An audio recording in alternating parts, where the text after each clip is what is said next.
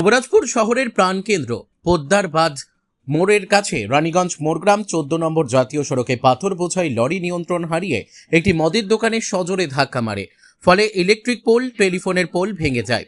মূলত রাস্তা খারাপের ফলেই স্টিয়ারিং কেটে নিয়ন্ত্রণ হারিয়ে মদের দোকানে সজোরে ধাক্কা মারে এবং দোকানের ক্ষয়ক্ষতি হয়।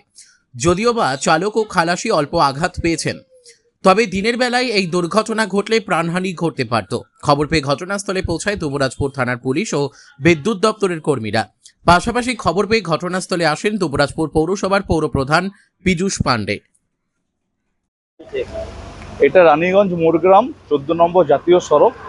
রাস্তার দুরবস্থা আপনারা দেখতেই পাচ্ছেন, সামনে বড় বড় গর্ত। রাস্তার এই অবস্থা এতটাই খারাপ যে এখানে একটা ছোট পাথর বোঝাই করা লরি বেরোনোর সময় কন্ট্রোল হারিয়ে ফেলে গাড়িটি সোজাই একটা স্থানীয় মদ দোকানে ঢুকে যায় এবং তার ফলে এই ইলেকট্রিক পোলের যে খুঁটিগুলো আছে সেগুলো ক্ষতিগ্রস্ত হয়।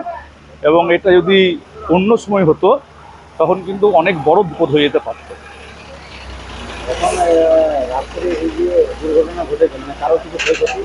না, এখনো পর্যন্ত আমরা এসে যেটুকু দেখলাম মানে কোনো প্রাণহানি হয়নি, কারোরই কোনো ক্ষয়ক্ষতি হয়নি। তবে এই যে দোকানটা আছে সেই দোকানটার ব্যাপক পরিমাণ ক্ষয়ক্ষতি হয়েছে।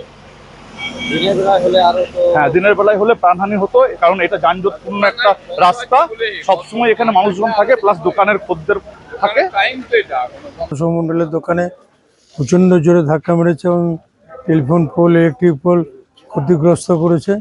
হ্যাঁ, আমাদের সকলেরই দাবি ছিল দীর্ঘদিন থেকে, এটা টালবাহানা করে একটু দেরি হলো। দুবরাজপুর বাইপাসটা খুব শীঘ্রই কমপ্লিট হওয়া দরকার আছে। এটা হচ্ছে প্রায় কয়েক বছর থেকে চলছে। হ্যাঁ, প্রতিনিয়ত যানজট এবং গাড়ির চাপ খুব প্রচণ্ড, তবু আমরা দেখছি। আর হাইওয়েকে আমরা রিপেয়ারের ব্যাপারগুলো নিয়ে বলছি, যাতে ইলেকশন থাকার জন্য হাইওয়ে করতে পারেনি, রিপেয়ারগুলো প্রয়োজন আছে। ছোটোখাটো গর্তের জন্য এগুলো অ্যাক্সিডেন্ট হচ্ছে। তো সর্বোপরি যেটা দরকার, আমাদের বাইপাসটা খুব শীঘ্রই দরকার দুবরাজপুর শহরকে বাঁচাতে। দিনের বেলায় হলে তো প্রাণহানি আশঙ্কা। অবশ্যই, এটা একটা জাংশন, একটা মোড়।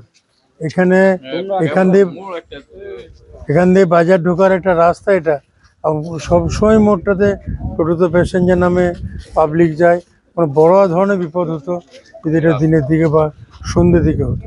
এখন গাড়িটা সারানো কাজ। হ্যাঁ, অবশ্যই থানা দেখছে, থানার সঙ্গে কথা বলছি। আমরা সকলেই চেষ্টা করছি। এখানে এলাকার ছেলেরা রয়েছে, তারক সহ, গাবু সহ সবাই রয়েছে এখানকার ছেলেরা, এবং ওসির সঙ্গে কথা বলছি। থানা এসছে আর অবশ্যই সরানোর ব্যাপারটা দেখছে। ঘটনাটা এই যে খাল আছে, খালের চাকাটা পড়ে গেল ডাইন দিকে, আর গাড়িটা টেনে নিল, টেনে নিয়ে যে ওইদিকে সোজা সোজা চলে গেল।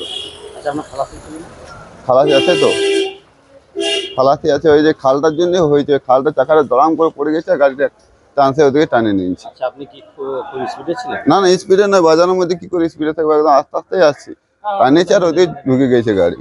আপনি কি মদ্যপ অবস্থায়? না না না, এখনো নয়, আর আগেও ছিলাম নয়। দেখুন, আপনারা দেখতে পারেন। কোথা থেকে কোথা যাচ্ছিলেন? আসছি আমরা রামপুরহাট থেকে বাঁকুড়া। আচ্ছা, এই লরিটা কোথাকার? লরি ওই সালতলা বাঁকুড়া। মালিককে জানিয়েছিলেন? হ্যাঁ। কি নাম আপনার? আমার নাম চিন্ময়। চিন্ময় কি? Report PB news.